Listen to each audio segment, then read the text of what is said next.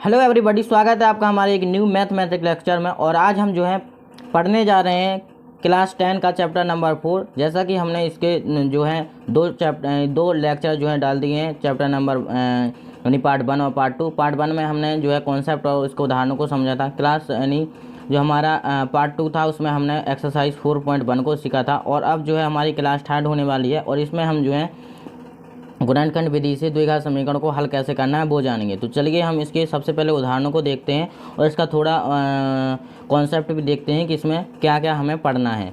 तो इसमें सबसे पहले हमें जो है उदाहरणों को देखना है। उदाहरणों को हम गुणनखंड विधि द्वारा करेंगे और फिर प्रश्नावली को प्रश्नावली को भी हम गुणनखंड विधि से करेंगे, ताकि आपको जो सवाल है वो अच्छी तरह से समझ में आ जाए और आपको गुणनखंड विधि बहुत अच्छे से उसकी प्रैक्टिस हो जाए। तो हमारा जो उदाहरण नंबर 3 है, उदाहरण नंबर 3 में हमें क्या दिया गया है कि ये गुणनखंड द्वारा समीकरण 2x² - 5x + 3 = 0 के मूल ज्ञात कीजिए। तो यहाँ पर हमें इसे समीकरण को क्या करना है, गुणनखंड विधि द्वारा हल करना है और इसके मूल ज्ञात करने हैं। तो बात करते हैं मूल क्या होता है। आप कहोगे सर ये मूल क्या होते हैं, तो हम बताते हैं आपको कि मूल होते क्या हैं। तो हम जो है यहाँ पर देखते हैं कि मूल होते क्या हैं। तो यहाँ पर यदि हम देखें द्विघात बहुपद यानी ax + bx + c के शून्यांक तथा द्विघात समीकरण ax + bx + c = 0 के मूल एक ही हैं। यानी जो हमने इसी क्लास में चैप्टर नंबर 2 पढ़ा था, उसमें हमने क्या पढ़ा था, द्विघात बहुपद, जिसमें हमने उससे के शून्यांक भी क्या किए थे, ज्ञात किए थे। तो द्विघात बहुपद के शून्यांक तथा द्विघात समीकरण के जो मूल है वो एक ही चीज़ है।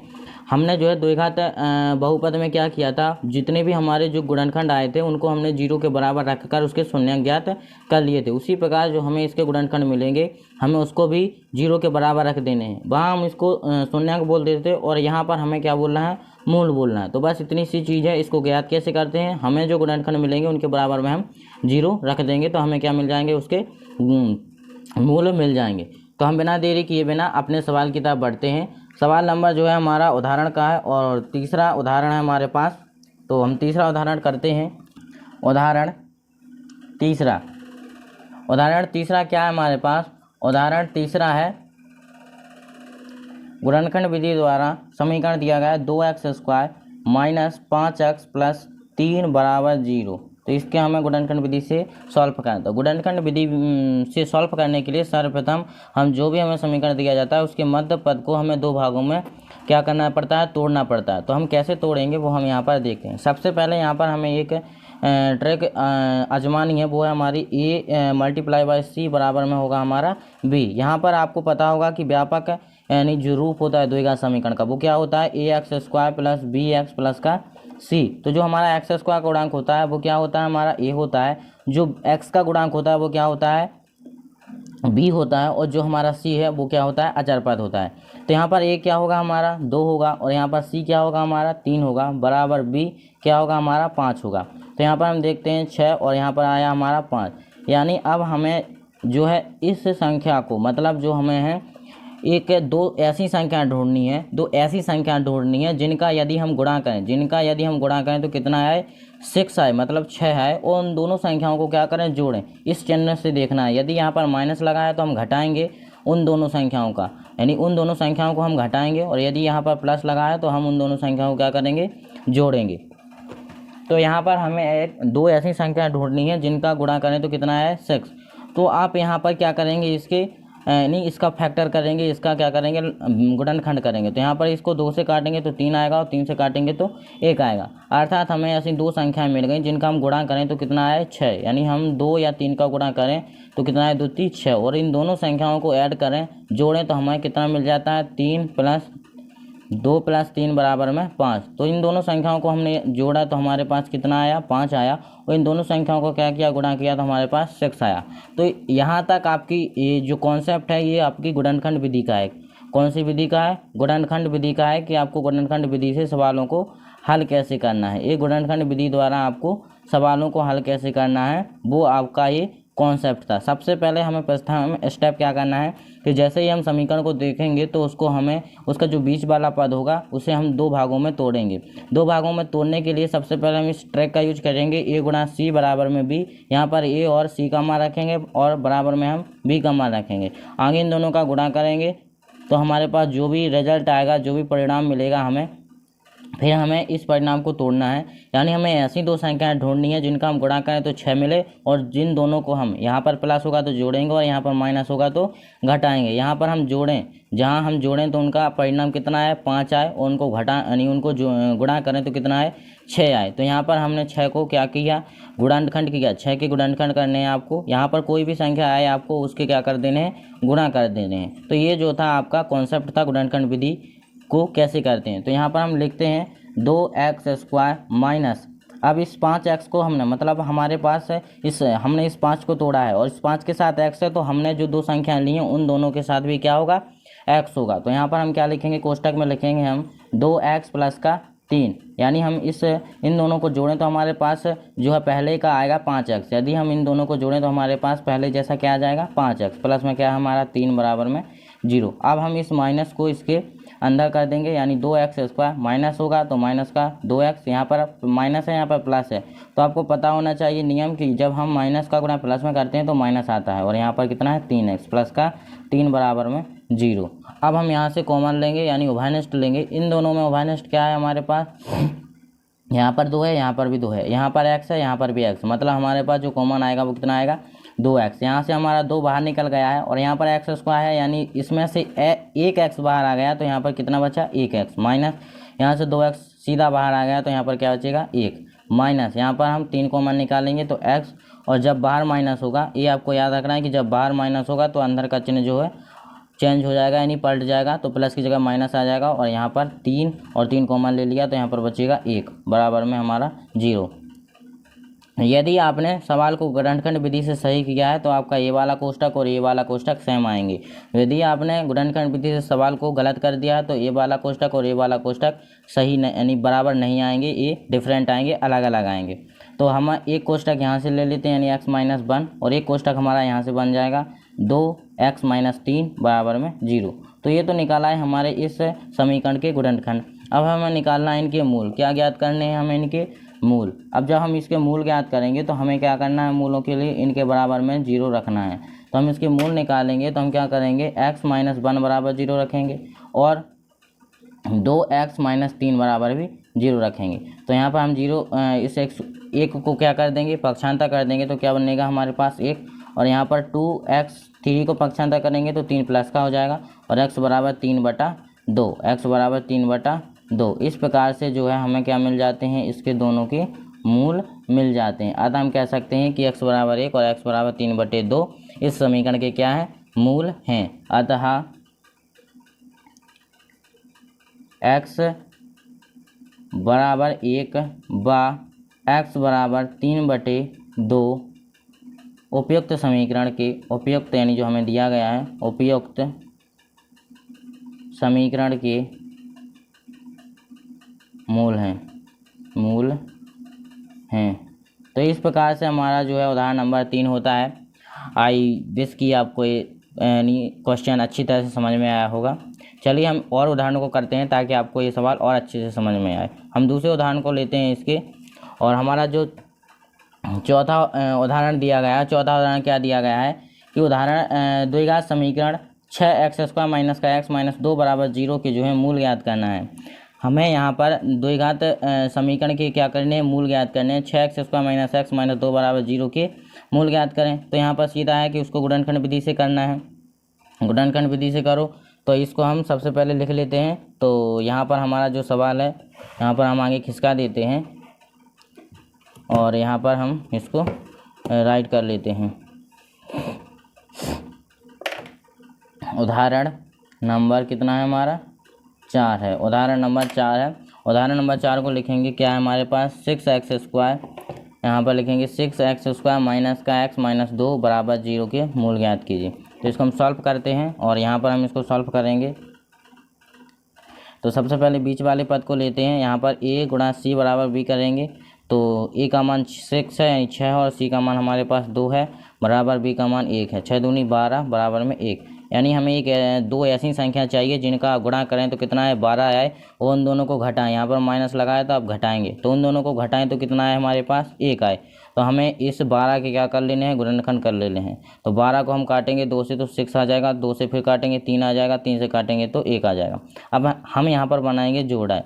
तो यहाँ पर 2 से 2 का यानी 2 और 2 का बनेगा 4 और 1 बनेगा 3, यानी 4 और 3 का करेंगे तो कितना मिल जाएगा 12, और यहाँ पर 4 में से 3 को घटाएंगे तो कितना मिलेगा 1 मिलेगा, यानी जो है हमें वो संख्या मिल चुकी हैं जो हमें चाहिए थी। तो हम यहाँ पर इसको रख देते हैं 6x² माइनस, और इस x को हमने तोड़ा दो संख्याओं में, यानी 4x माइनस का 3x। अब इन दोनों को घटाएंगे तो हमारे पास जैसा था x वैसा ही मिल जाएगा, माइनस का 2 बराबर 0। अब हम क्या कर देंगे 6x² और इस माइनस को इसके अंदर एंटर कर देंगे तो 4x, और यहाँ पर माइनस माइनस क्या हो जाएगा प्लस 3x माइनस का 2 बराबर में 0। अब हम क्या करेंगे इनको अरेंज कर लेंगे, क्योंकि यहाँ पर हमें इससे सम को सम की तरफ और विषम को विषम की तरफ, मतलब 6x² और इस 2 को हम यानी 3 को इस तरफ ले आएंगे, यानी प्लस का 3x माइनस का 4x और माइनस का 2 बराबर 0। अब ये ठीक है, इसमें से हमें 3x को बाहर निकालना है, तो यहाँ से 3x को बाहर लेंगे हम, तो यहाँ पर 3 दूनी 6 यानी 2 बचेगा, और x² में से एक x² बाहर चला गया यानी 2x, प्लस का यहाँ से हमने 3x को कॉमन ले लिया तो यहाँ पर 1 बचेगा, माइनस यहाँ से हम 2 को कॉमन लेंगे तो यहाँ पर 2x, और जो बाहर है वो माइनस है तो अंदर का जो चिन्ह होगा वो क्या हो जाएगा पलट जाएगा, तो प्लस का 1 मिल जाएगा बराबर में 0। तो हम देखते हैं कि ये और ये वाला कोष्टक कैसा है, समान है, यानी जो हमने सवाल किया वो बिल्कुल सही है। तो यहाँ पर हम कोष्टक बना लेते हैं, यानी 3x माइनस 1 एक बनेगा और 2x प्लस 1 ये एक दूसरा बनेगा। अब हमें क्या करने हैं, इनके मूल ज्ञात करने हैं। तो हमें पता है कि इसके मूलों के लिए क्या करते हैं, हम इनके बराबर में 0 रखते हैं, तो हम 3x माइनस 1 बराबर भी 0 रखेंगे और 2x प्लस 1 बराबर भी 0 रखेंगे। यहाँ पर हम क्या कर देंगे 3x, एक को पक्षांतर करेंगे तो 1 मिल जाएगा, और x बराबर 1/3, x बराबर 1/3, और इसको भी कर देंगे, यानी 2x बराबर में 1 को करेंगे पक्षांतर तो माइनस का 1, और फिर हम 2 को भी कर देंगे तो गुणा की संख्या पहुँचेगी भाग में, यानी माइनस का 1/2। तो इस प्रकार से हमें इस समीकरण के क्या मिल जाते हैं, मूल मिल जाते हैं। तो हम कह सकते हैं कि समीकरण के मूल निम्नलिखित x बराबर 3/1 माइनस 1/2 होंगे। चलिए हम अब इसके एग्जाम्पल नंबर 5वें को करते हैं। सॉरी बच्चों, यहाँ पर एक मिस्टेक हो चुकी है, यहाँ पर हमें 2 करना था, यहाँ पर हम 2 कर लेते हैं। तो यहाँ पर जो एक हमें मूल मिलेगा वो मिलेगा हमें 2/3, एक हमें मूल क्या मिलेगा 2/3 और एक मिलेगा माइनस 1/2। और यदि आप चाहो बच्चों तो इनके सत्यता की जांच भी कर सकते हो कि जो हमें x के मूल मिलते हैं वो हमारे सही या गलत हैं, तो आप उन्हीं मानों को समीकरण में x की जगह पर रख सकते हैं और जांच कर सकते हैं कि जो है ये मूल जो है समीकरण को संतुष्ट करते हैं या नहीं। जैसे हमें यहाँ पर 2 मूल मिले, कौन कौन से 2 मूल मिले, यहाँ पर हमें एक मूल मिला है x बराबर 2/3 और एक मूल मिला है माइनस 1/2। इन दोनों मानों को हम x की जगह पर रखेंगे समीकरण में, और यदि वहाँ पर हमें 0 मान मिल जाता है तो हम कह सकते हैं कि जो हमारा समीकरण है यानी जो हमारे मूल है वो क्या है सही है। तो सबसे पहले हम x बराबर रखते हैं 2/3, तो यहाँ पर 6 गुणा 2/3 का होल स्क्वायर माइनस 2/3 माइनस 2 बराबर 0। यहाँ पर हम करते हैं तो 6 गुणा 4/9 माइनस 2/3 माइनस 2 बराबर 0। यहाँ पर हम क्या कर देंगे कैंसिल कर देंगे तो 3 और यहाँ पर 2, तो यहाँ पर इसका गुणा करेंगे तो 8 हो जाएगा, बटे में 3 माइनस 2/3 और माइनस का 2 बराबर में 0। यहाँ पर हम लेंगे एलसीएम, तो इसके बटे में मान लेंगे 1 और नीचे आएगा एलसीएम 3, तो 8 माइनस 2 और यहाँ पर 3 का गुणा होगा 2 में तो 2 3 6 बराबर 0। यहाँ पर हम जो है माइनस की संख्या को जोड़ेंगे तो माइनस का 2 माइनस का 6 तो माइनस का 8/3, तो ऊपर 0 होगा नीचे 3, तो हमें आंसर क्या मिलेगा 0 बराबर 0। यानी जो हमारा मूल निकला है वो क्या है बिल्कुल सही है, यानी जो x का पहला मान है 2/3 वो समीकरण को क्या करता है संतुष्ट करता है। इसी प्रकार से हम माइनस 1/2 को भी देखते हैं कि ये जो है समीकरण को संतुष्ट करता है या नहीं। तो यहाँ पर हम रखते हैं 6 गुणा 1/2, वो भी माइनस का है तो इसके ऊपर क्या होगा स्क्वायर माइनस x का मान माइनस 1/2 और माइनस का 2 बराबर में 0। आगे करेंगे तो 6 गुणा यहाँ पर 1/4 माइनस माइनस प्लस हो जाएगा 1/2 और यहाँ पर माइनस 2 बराबर 0। तो इसको 2 से काटेंगे और इसको 2 से काटेंगे तो यहाँ पर 2 और यहाँ पर 3 एकम 3/2 प्लस का 1/2 और माइनस का 2 बराबर में 4, वो बराबर में 0। तो इसके एलसीएम लेंगे हम कितना 2 आ जाएगा, इसके बटे में 1 मान लेंगे तो यहाँ पर 3 + 1 और इस 2 का होगा 2 में गुणा तो 4 बराबर में 0। आगे करेंगे तो 3 और 1 4 माइनस 4/2 बराबर 0, 4 में से 4 जाएगा बचेगा 0/2 बराबर में 0। आगे करेंगे तो 0 बराबर 0, यानी जो हमारे दोनों मूल हैं वो कैसे हैं, बिल्कुल सत्य हैं, समीकरण को संतुष्ट करते हैं, क्योंकि हमने इन्हीं मानों को जब समीकरण में रखा तो समीकरण का मान क्या आ रहा है, 0। तो इस प्रकार से हम क्या कर सकते हैं, मूल्यों की जांच भी कर सकते हैं कि सत्य है या बिल्कुल असत्य है। तो चलिए हम अगले उदाहरण की ओर बढ़ते हैं। बच्चों उदाहरण नंबर 5 है हमारे पास है, द्विघात समीकरण 3x² माइनस का 2 रूट 6x प्लस 2 बराबर 0 के मूल ज्ञात कीजिए। तो इसे हम गुणनखंड विधि से हल करेंगे। तो गुणनखंड विधि से हमें उसी प्रकार हल करना है। हम सबसे पहले इस सवाल को लिख लेते हैं। क्या है हमारे पास क्वेश्चन, हमारे पास क्वेश्चन उदाहरण नंबर 5 है, 3x² minus 2 root 6x plus 2 बराबर में 0 के मूल ज्ञात कीजिए। तो सबसे पहले हम इसे सॉल्व करेंगे और इस बीच वाले पद को क्या करेंगे, तोड़ेंगे। तो यहाँ पर लिखेंगे a गुणा c बराबर में b। a जो है हमारा 3 है और c कितना है, 2 है, बराबर b कितना है, 2 रूट 6 है। इसका हम गुणा करेंगे तो 6 बराबर 2 रूट 6। मतलब हमें ऐसी दो संख्याएं चाहिए जिनका हम गुणा करें तो कितना है, 6 आए, और जिसको हम जोड़ें, क्या करें, जिनको हम जोड़ें तो हमारे पास कितना है, 2 रूट 6 आए। अब आप कहोगे कि सर ऐसी दो संख्याएं कौन सी हैं जिनका हम योग करें या उनको जोड़ें तो हमारे पास 2 रूट 6 आए। तो बताते हैं, थोड़ा ध्यान रखिए। और यहाँ पर हमें सबसे पहले वहीं अपनाना है कि इसके गुणनखंड करने हैं। तो 2 से काटेंगे तो यहाँ पर 3 आएगा और 3 से काटेंगे तो यहाँ पर 1 आएगा। अब हम इन दोनों का गुणा करेंगे, यानी 2 गुणा 3 करें तो 6 आए, और इन दोनों को जोड़ें तो कितना आए हमारे पास, 2 रूट 6 आए। तो ये कैसे पॉसिबल है, हम 2 को क्या लिख सकते हैं, 2 को हम लिख सकते हैं प्यारे बच्चों 2 रूट 2, यानी 2 रूट में 2 और रूट में 2। जब हम इन दोनों को आपस में गुणा करेंगे, ये जो है इंटू है और इंटू का मतलब क्या होता है, गुणा।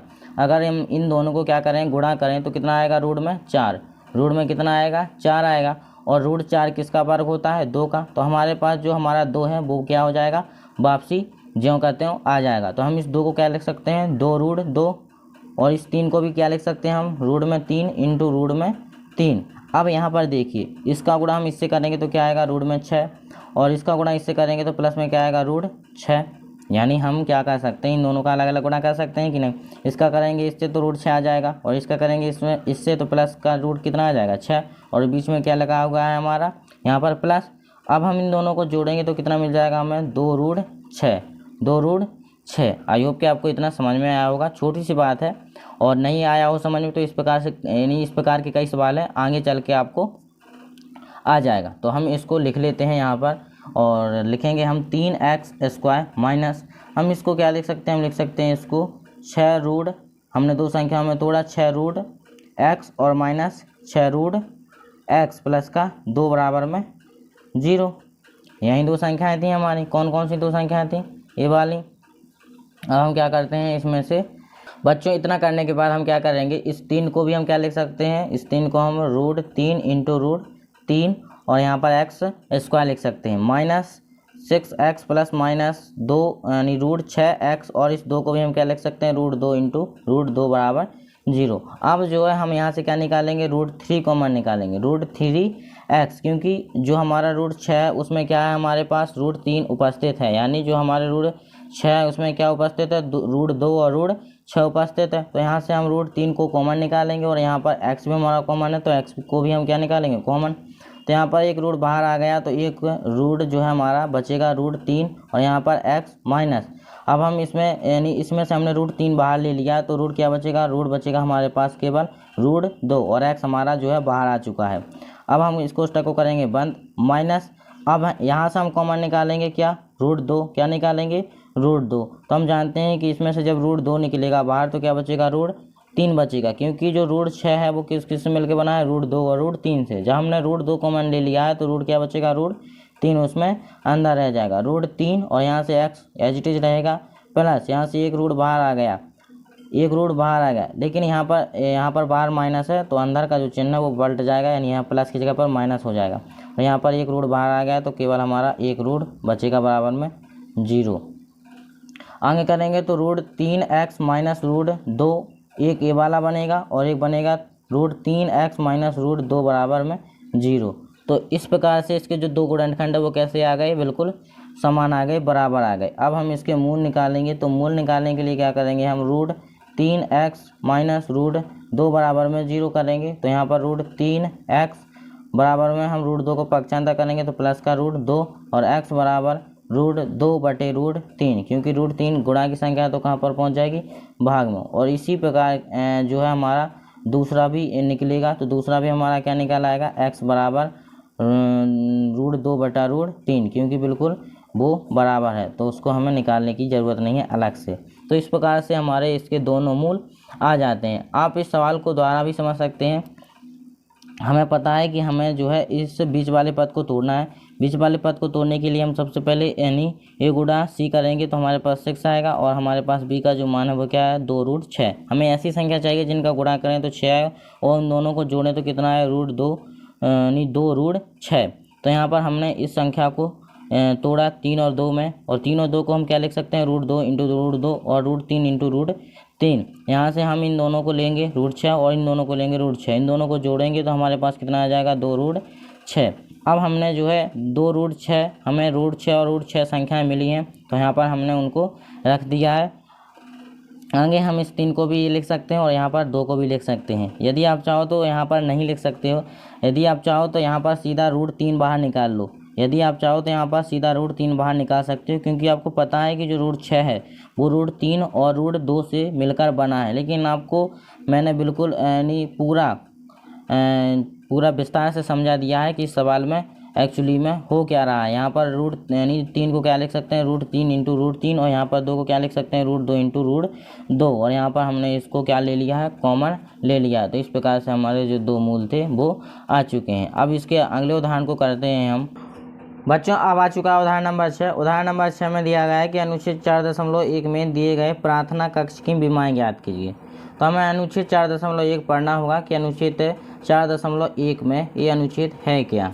तो हम 4.1 अनुच्छेद को पढ़ते हैं। 4.1 अनुच्छेद ये दिया गया है हमें, और यहाँ पर दिया गया है कि उदाहरणतः मान लीजिए कि एक धर्माष्ट तख्त 300 वर्ग मीटर क्षेत्रफल का प्रार्थना कक्ष बनाना चाहता है, जिसकी लंबाई उसकी चौड़ाई के दुगने से 1 मीटर अधिक हो।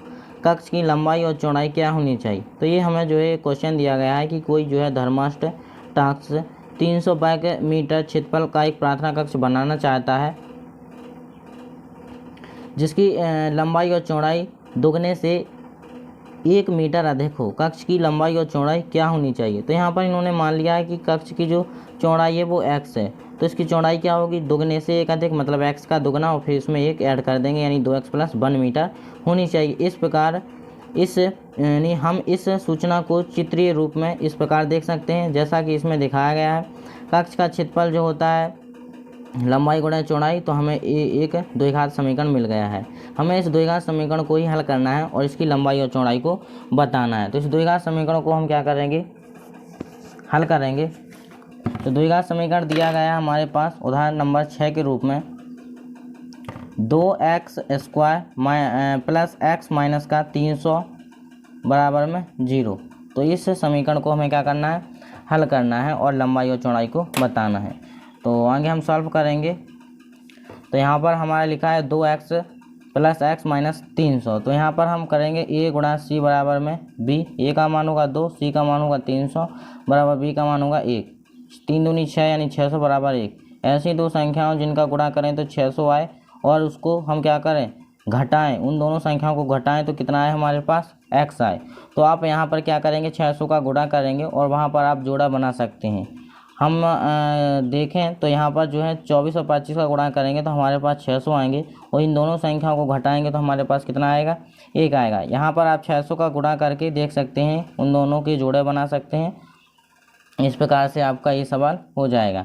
तो यहाँ पर हम करेंगे 5 का 25 का, तो 25 चौका होता है हमारा 100, 100 का 0। हमारी हासिलें जो आएंगी वो 10 आ जाएंगी। 25 25 दूनी होगा 50, 50 तो 10 हो जाएगा हमारा 60 यानी 600, और 25 में से 24 जाएगा तो हमारे पास 1 यहाँ पर बच जाएगा। तो यहाँ पर हम लिख सकते हैं 2x² + 25x - 24x - का 300 बराबर में 0। बराबर में कितना होगा हमारा, 0। आगे करेंगे तो यहाँ पर 2x² + 25x - 24x, इस प्लस को अंदर कर देंगे तो इस प्लस से कोई भी परिवर्तन नहीं होने वाला है, -300 बराबर में 0। अब हम यहाँ पर क्या निकालेंगे, कॉमन निकालेंगे। तो सबसे पहले हम इसको अरेंज में कर लेते हैं, यानी 2x² और सम को एक साइड करेंगे, विषम को एक साइड करेंगे। -24x प्लस का 25x माइनस का 300 बराबर में 0। और आगे करेंगे तो यहाँ से हम 2x को कॉमन निकाल सकते हैं, तो यहाँ पर x बचेगा माइनस यहाँ पर 12 प्लस यहाँ से हम 25 को कॉमन निकालेंगे, 25 को कॉमन निकालेंगे तो यहाँ पर हम x बचेगा और यहाँ पर माइनस हम 25 का 300 में भाग देंगे तो 25 से कम 25, हमारे पास बचेंगे कितने 5 और 25 दूनी 50, तो कितना आ जाएगा हमारे पास 12। तो हमारे पास एक जो बनेगा गुणनखंड वो बनेगा हमारे पास 2x प्लस का 15 और एक बनेगा x माइनस 12 बराबर 0। तो इस प्रकार से हमारे पास दो गुणनखंड मिल जाते हैं। तो यहाँ पर हम क्या करेंगे, इस x का मान निकालेंगे। तो x के मान के लिए हम इन दोनों गुणनखंडों के बराबर 0 रखेंगे, यानी 2x प्लस 15 बराबर 0। तो यहाँ पर 2x 15 करेंगे पक्षांतर माइनस के 15 और x बराबर माइनस के 15/2। तो यहाँ पर हमें जो है x का मान मिला -15/2। और हम दूसरा निकालते हैं x माइनस 12 बराबर 0 और इसको करेंगे पक्षांतर तो कितना मिलेगा हमें 12। यहाँ पर आप देखते हैं कि जो लंबाई और चौड़ाई होती है वो कभी भी ऋणात्मक में नहीं होगी, क्योंकि कोई भी लंबाई या चौड़ाई हमेशा पॉजिटिव में रहती है, धनात्मक में होगी, ऋणात्मक में कभी नहीं होगी। तो इसको हम क्या करेंगे, छोड़ देंगे, यहीं पर क्या कर देंगे, छोड़ देंगे। तो छोड़ देने पर तो इसको हम छोड़ देंगे और हम लेंगे x बराबर 12। तो हमारी जो चौड़ाई आएगी वो कितनी आएगी, मीटर में थी तो यहाँ पर आएगी 12 मीटर, यानी जो हमारी चौड़ाई थी वो कितनी आई 12 मीटर। अब हम इसकी लंबाई की बात करें, तो लंबाई क्या थी, चौड़ाई से दुगने से एक अधिक, यानी 2x प्लस का 1। तो यहाँ पर 2x का मान आएगा हमारा 12 प्लस 1, तो यहाँ पर कितना आएगा 12 दूनी 24 प्लस 1 यानी 25। तो देखिए 12 से दुगनी है और एक अधिक भी है, 12 दूनी 24, 12 का दुगना होगा 24 और एक अधिक यानी 25, तो ये हो जाएगी हमारी 25 मीटर। तो इस प्रकार से हम प्रार्थना कक्ष की लंबाई और चौड़ाई ज्ञात कर सकते हैं। आई होप कि आपको ये सवाल समझ में आया होगा। और ये हमारा जो है उदाहरण नंबर 6 था। इसके उदाहरण जो है समाप्त होते हैं। ये सेशन जो है इतना ही सा था, इसमें हमने जो है उदाहरण और कॉन्सेप्ट को समझा है। आई होप कि आपको ये वीडियो अच्छा लगा होगा। यदि वीडियो अच्छा लगा हो तो वीडियो को लाइक जरूर करें, चैनल को सब्सक्राइब जरूर करें, अपने मित्रों के साथ शेयर करें। मिलते हैं किसी नेक्स्ट लेक्चर में, तब तक के लिए जय हिंद, जय भारत।